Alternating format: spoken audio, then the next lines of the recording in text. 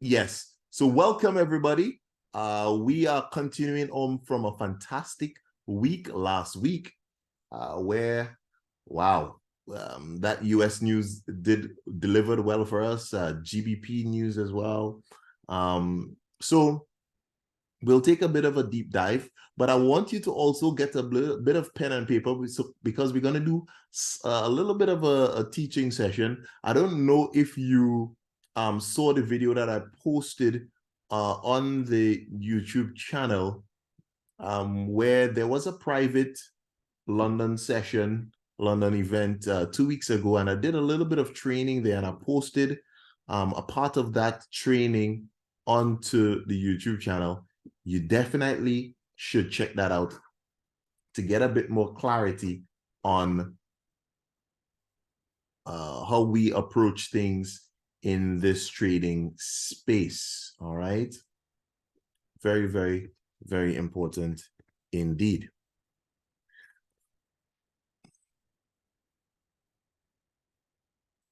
Now, if you're hearing the sound of my voice, I would love to know where you're calling in from as well.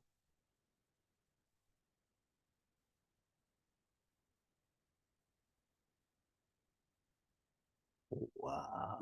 Let's see who we have in the building. Welcome, Anne. Dallas, Texas is in the house. Trinidad is here. London is in the building. Sweet T and T is here. Barbados is here. Georgia, Atlanta, Georgia.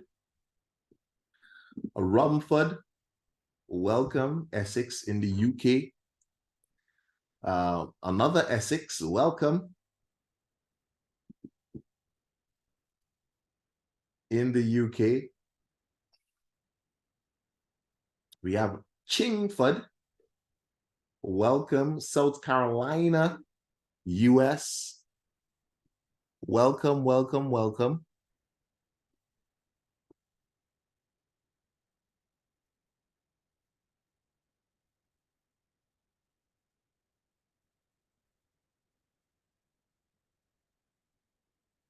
Okay, great to have you on.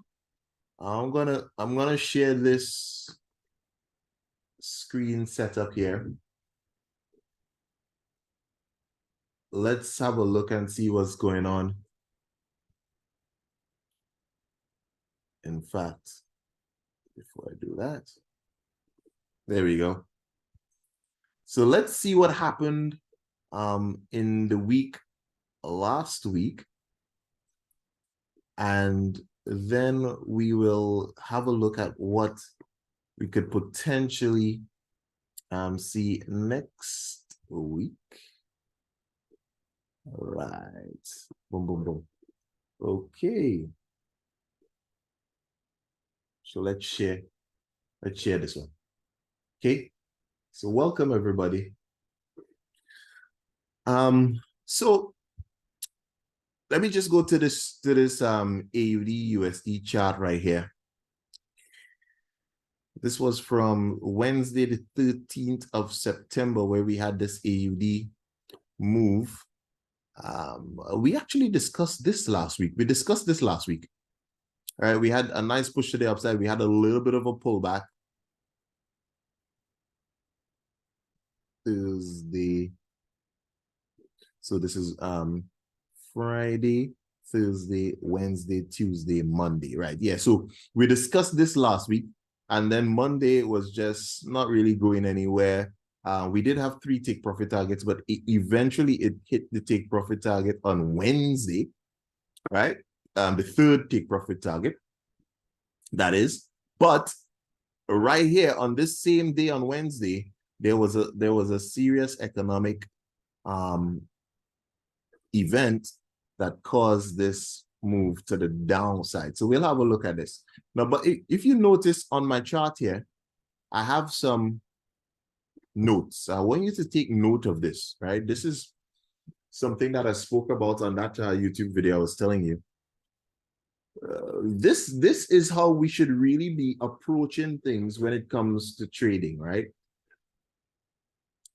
It really has nothing to do with all those RSIs and stochastic and scanners and all of that that they try to sell you, okay? The hierarchy is you understanding the sentiment of the market, understanding the fundamentals of the market, then managing your risks appropriately. How much do you want to risk based on the information that you have? And then we do our technical analysis to get our best entries and our best exits out of the market, right? And the reason why we have created the mood swing community is for us to get a sense of where the sentiment and the fundamentals is going to go. Those are the most important things, right? And remember that the typical retail trader, they skip these steps, right? Because they just want something that is nice and easy, that they think that they could just look at the chart and it will give them a signal. But that's not how trading works. But that's how it's sold on YouTube and in other places. But I want you to take a note of this because we're going to delve a little bit deeper into this later on tonight. But as you see in here, even on this AUD USD, this here was because of a fundamental event. That's why we caught this buy. This sell-off here was because of a fundamental event. We caught a sell on gold actually, so we caught a sell on gold. So we'll have a look at that and see how we capitalized on that event, that fundamental trading event. Now, the reason why we have the command contour is this one here, the technical analysis. This is where we're going to find our entry levels. You see, we got our entry level off of this command contour level right here. That is where that command contour comes into play. So, you know, a lot of people get confused and think, oh, I've got command contour now, so I don't need to do any research. I don't need to do anything else. That is not the case, right? We still got to plug ourselves into the mood swing community where we get all the fundamental information and data, and also even the analysis is already done for you. So you don't even need to go and do the analysis because we already do the analysis for you. And we're saying, all right, this is going to affect the US in this way, or this is going to affect the pound in this way, or this is going to affect the Japanese yen in this way. So it's already done for you, but just don't skip that step. All right. So right here, let's talk about this news event. This was on Wednesday, the 20th of, right? Wednesday, the 20th of September. And the news event was the interest rate decision on the US, right?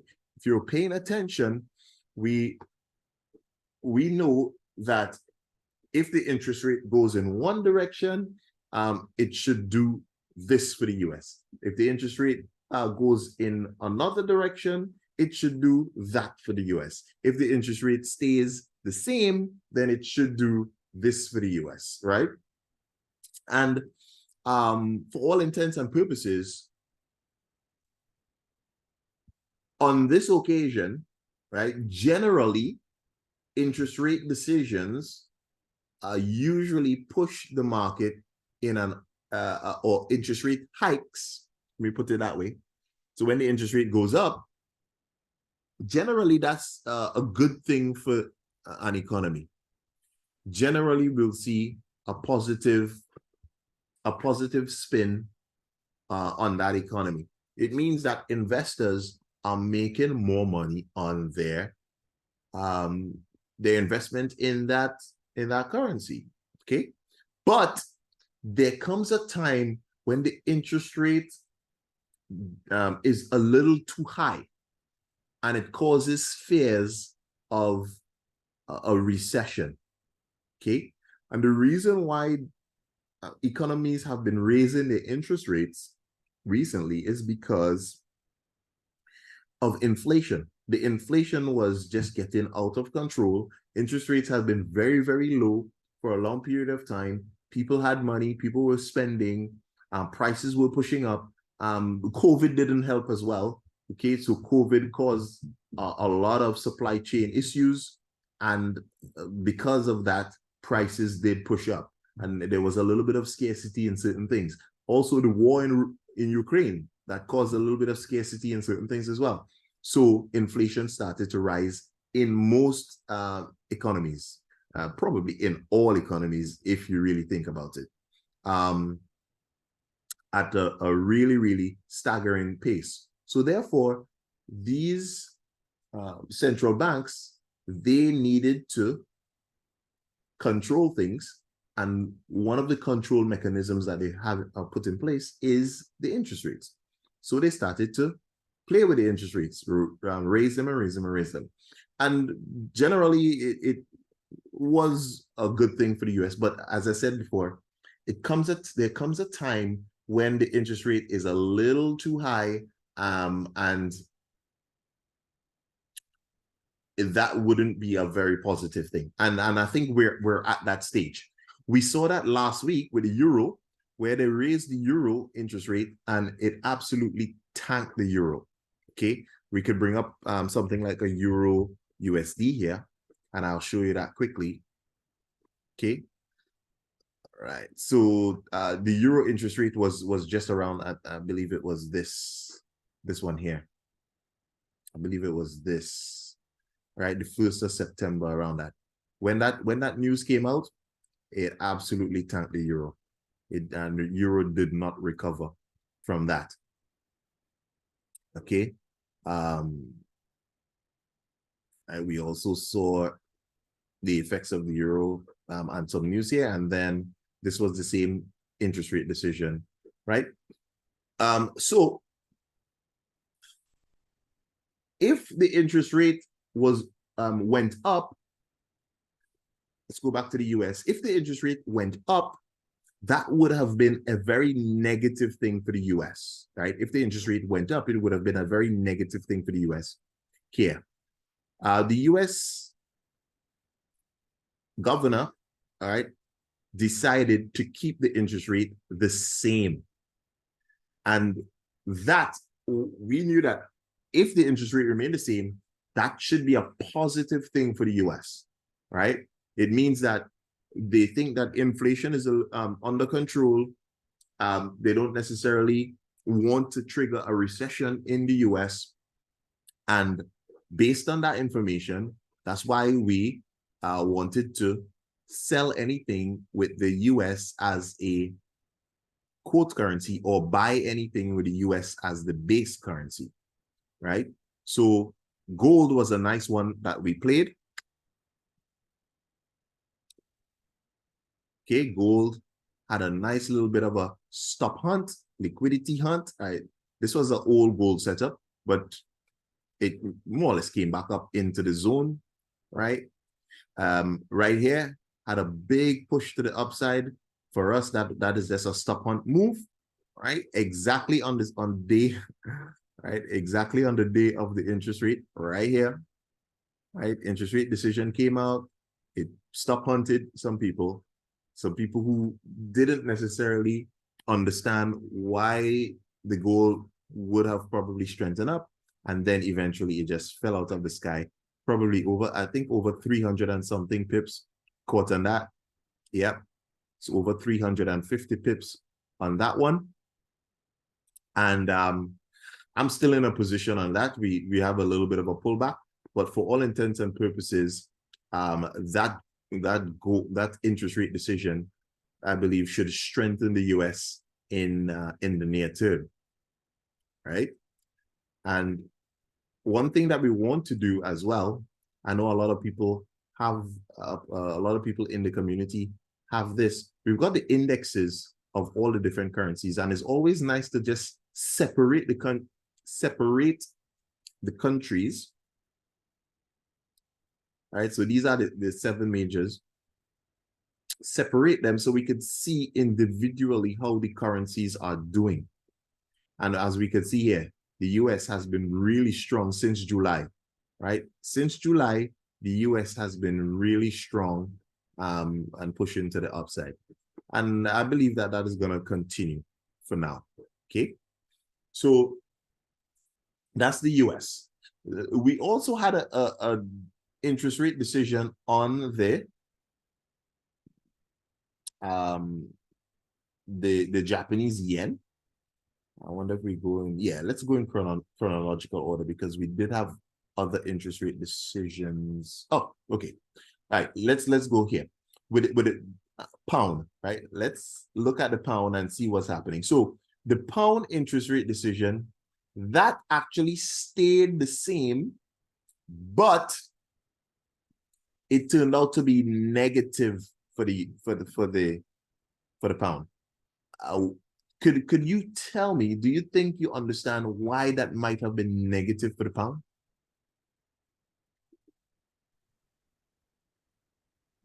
GBP USD. Now we were anticipating a negative move for the pound, and there we have it, right? A beautiful entry. Investors' sentiment. Go again? Investors' sentiment that is, you said if the interest rate increases, they will get a better return on their investments. Uh-huh. But you said it tanked. Right. GBP tanked. So that means it did. Right. But yeah, that's one reason. Also, there was an expectation that it was going to rise, right? There was an expectation that it was going to rise. And the reason why they're expecting it to rise is that the interest rate, the inflation rate in the UK is basically the highest among the top 7 economies. Is the highest. So they were expecting the government to increase it so that they could bring inflation down, but they didn't. And so investors thought that was a negative thing, and the pound fell. And remember, we're trying to follow the feelings, right? We're trading and we're following the feelings of investors, right? Because they are the ones that have the money to move the market around. And we have to gauge the feelings of the investors based on the information that's coming through. Okay. So it was negative. And the pound fell, it fell off and hit or target here that was over 120 pips. And we're in. Again, price came up to a nice command contour level here. The news was here. Right? It did push up a little bit, but then it eventually fell. The other reason that this fell off is because of the US interest rate, right? Because the US became stronger as well, and this is GBP USD. We always have to remember we're trading 2 currencies against each other. So the US interest rate was pretty solid, and therefore we had that big fall. Okay.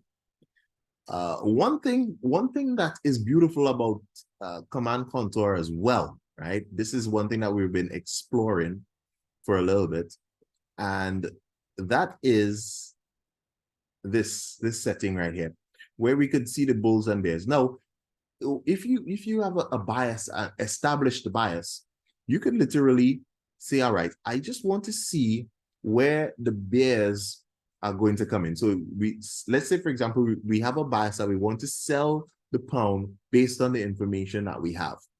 We could come into the command contour tool here, and then we could just say, all right, let's put the bears on, because I want to see when the bears are coming in. This, by the way, is time frame specific. So right here, when prices came in, prices were pushing up, and then we had that big drop. The bears showed up. Then we could actually set an alert. We could set an alert for this to tell us when the bears have come in, and then we get into the market. Now, if we want to get into the market a bit sooner, you just go down to a smaller time frame right here, right? And right here where we had the bears signal come in, we would have probably gotten a bit sooner, or we could have just wait for a double bear signal in this case, and then we get into the market.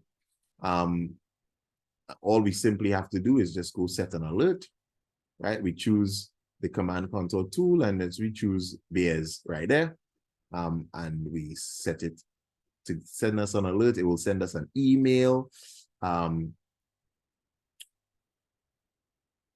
And that's it, right? We all set up. It will set an alert here as well. And that's about it. So we could see, all right, notifiers is a pop-up. We could send us an email. You could even do a URL if you have one, make a sound and literally just create that alert. And we just wait. We literally just wait for that signal. Another that we looked at on Friday recently, we looked at USD JPY. Right, and again, the US is getting strong. If we go to the Japanese yen here, there was interest rate decision on the Japanese yen.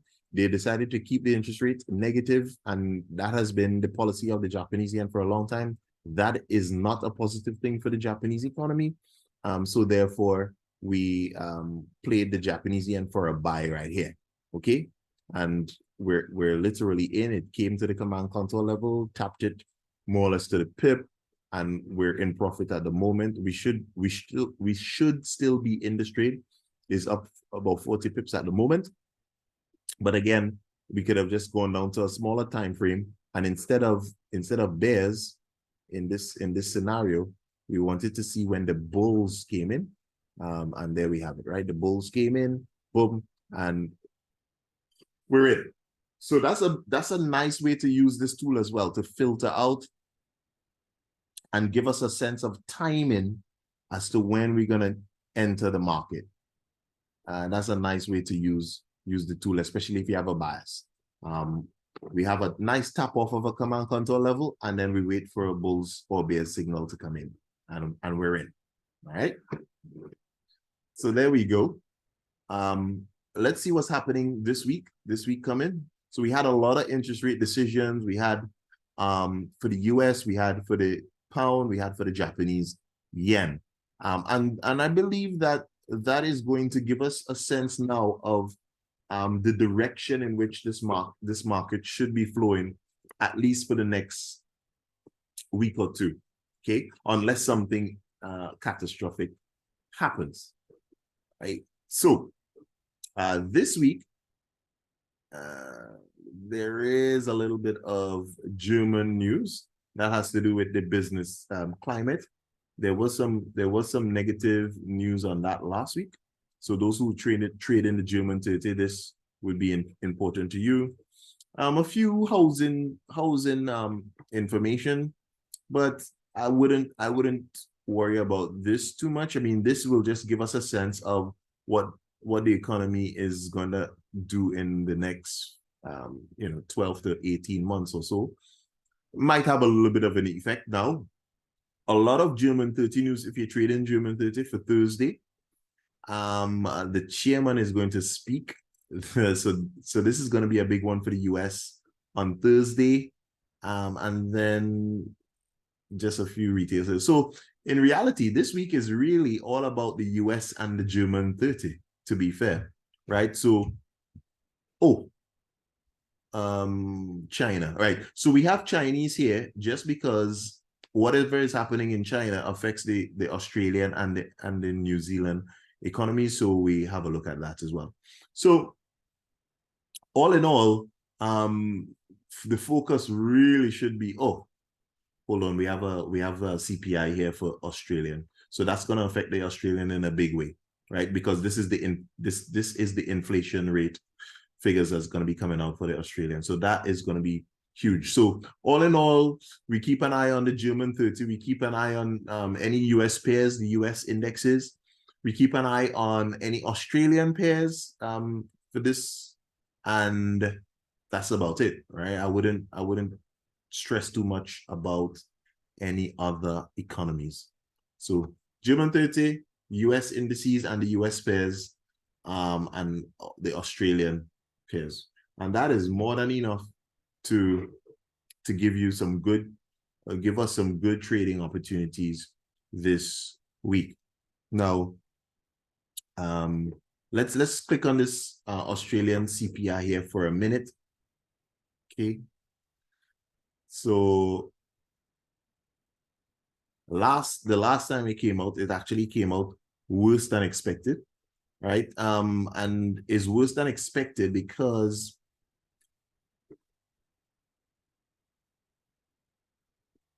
right? Because this is a comparison with where things were the previous year. All right, this is a comparison to where things were the previous year. So that's why it's worse than expected, and also is still high, right?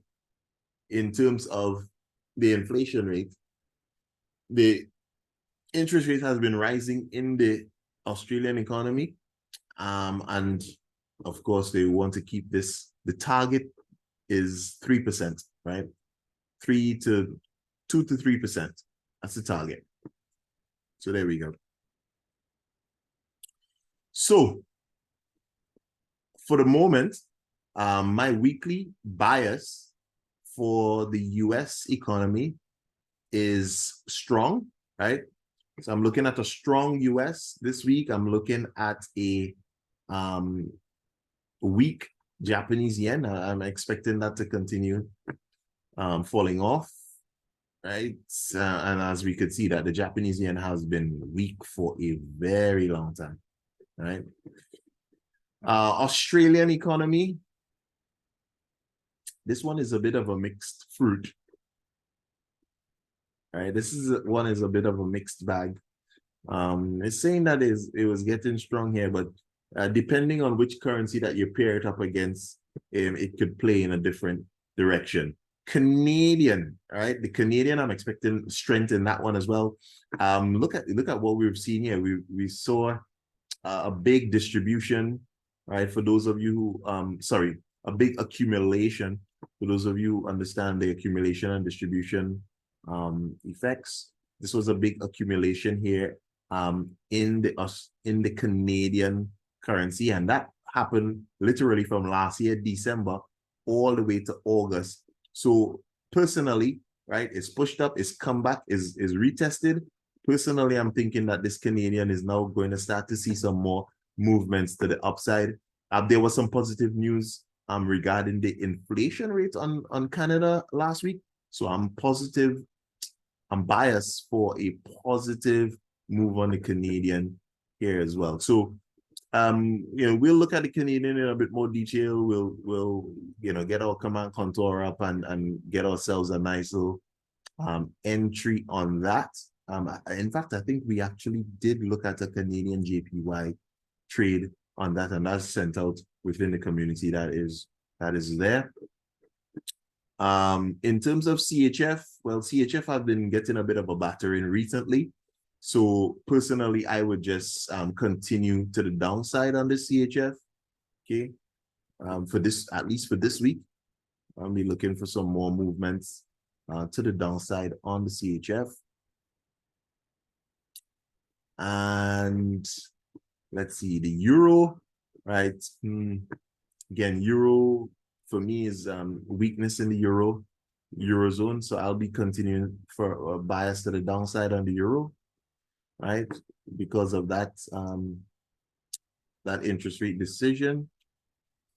The pound, again, I think the pound is taking a bit of a beating at the moment, a bit of a pounding, pun intended.